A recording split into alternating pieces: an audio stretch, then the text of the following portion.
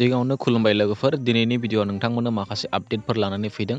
दिनै 1 मार्च, दिनैनि दिनावनो आगुनि बिटिसिनि चिफ हाग्रामा mahailary सार आरो दानि बिटिआरनि चिफ प्रमद बर' सारनि दिनै गोथार जोनोम सान। बेनिखायनो बिथांमोननिसिम गोथार जोनोम साननि गाहाम हामलायनायखौ बावहरनाय जाबाय। इसोरा बिथांमोननि जिबनखौ मोजाङै लाखिथोंसै आरो बिथांमोनखौ हारिनि खामानि मावनायाव जेब्लायबो हेफाजाब होलांबाय थाथोंसै। दिनै जोंनि बर' हारिया जेसेबांसिम जौगाबोबाय आरो जोंनि हारिया एसेब्लाबो मोजां थासारियाव थानो मोनबाय, बेफोर गासिबो बिथांमोन सानैनि दैदेनबोनायावनो दिनै जोङो मोननो हादों। आसा खालामो उननि समावबो बिथांमोना जोंनि हारि जौगानायाव गोबां बिहोमा होलांबाय थागोन होननानै। दिनै रुंसारु कैलाश टिजु स्वर्गयारिखौ गामिनि रायजो राजाफोर आरो लोगोसे फरायसाफोरा जोबथा बिदाय होयो।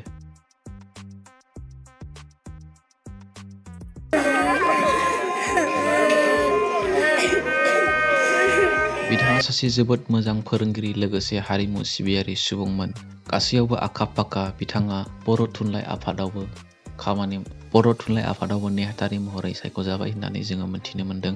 लोगोसे बिथाङा बिसायावबो खामानि मावोमोन होननानै जोङो मोन्थिनो मोन्दों। दिनै बिथांनि बेबायदि रुंसारि जानायाव दिनै जोंनि बर' समाजाव मोनसे गिदिर खहा दिनै जानानै थांबाय। आसा खालामो बिथांनि जिउमाया सोरगोआव आलो गोजोनै जायगा मोनहैथोंसै आरो बिथांनि थालांनाय न'खर गासैखौबो मोजाङै इसोरा दैदेननानै लाथोंसै।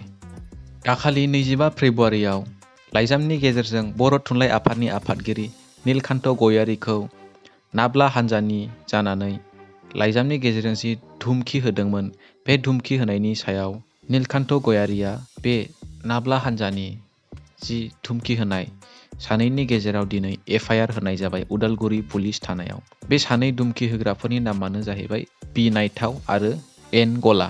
बिथांमोना सोर सोर जोङो मोन्थिनो मोना, नाथाय बिथांमोननि नामा बेयाव फुरायै लिरनायबो गैया। बे ओरैनो मुं लानायनिसो, बेनिखायनो बे नामैनो बिथांमोना FIR होबाय होननानै जोंनो फोसावदों।